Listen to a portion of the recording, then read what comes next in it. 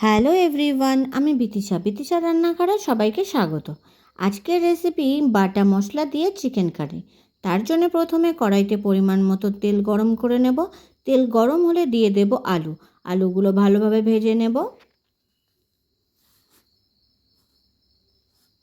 আলুগুলো লাল লাল করে ভাজা হলে তুলে নেব।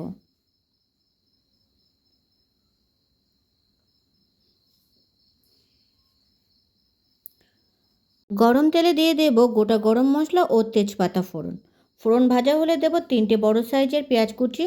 পেঁয়াজ সোনালি রং হওয়া পর্যন্ত ভাজবো। পেঁয়াজ ভাজা হলে দেব 3 চামচ আদা রসুন বাটা, 1.5 চামচ শুকনো লঙ্কা বাটা, 2 চামচ পাকা লঙ্কা বাটা। সব বাটা মশলা ভালোভাবে কষে নেব। বারবার নাড়াচাড়া করতে হবে।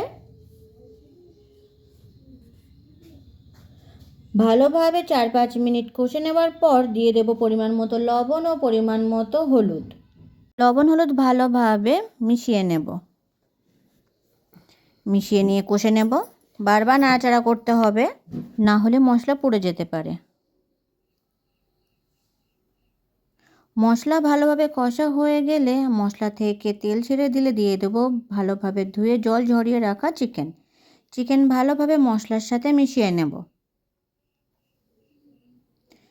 হাই হিটে 4 থেকে 5 মিনিট ভালোভাবে কষে নেব।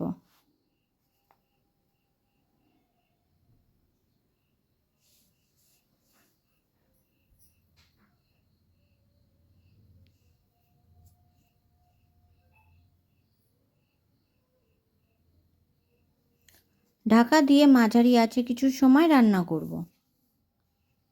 5-6 মিনিট পরে ঢাকা খুলে নেব। একটু নাড়াচাড়া করে দেখে নেব তলে লেগে গেছে কিনা।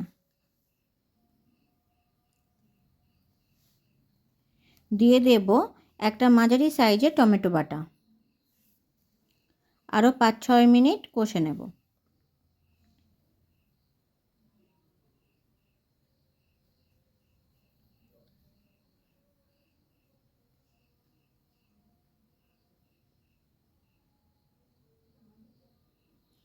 এরপর দিয়ে দেব শুকনো খোলায় ভেজে বেটে নেওয়া 1.5 চামচ জিরে বাটা, 1 চামচ ধনে বাটা, 1/2 চামচ মরিচ বাটা, 1 চামচ কাশ্মীরি লঙ্কার গুঁড়ো। মশলা ভালোভাবে মাংসের সাথে মিশিয়ে নিয়ে আরও কিছু সময় কষে নিতে হবে। এই সময় আঁচ একটু বাড়িয়ে দিতে হবে। বারবার নাড়াচাড়া করতে হবে।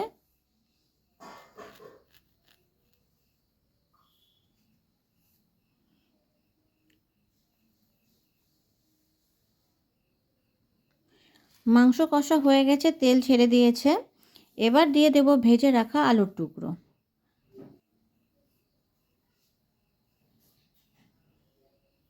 5-6 মিনিট আলুর সাথে কষার পর দিয়ে দেব পরিমাণ মতো গরম জল।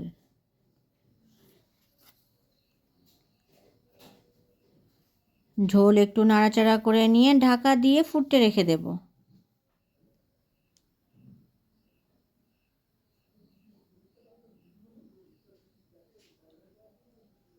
10 মিনিট ফোটার পর ঢাকনা খুলে নিয়ে দেখে নেব আলু সিদ্ধ হয়েছে কিনা। আবারও একটু ঢাকা দিয়ে 4-5 মিনিট ফুটিয়ে নেব। 4-5 মিনিট পর ঢাকা খুলে নেব। আরও কিছু সময় ফুটিয়ে নেব।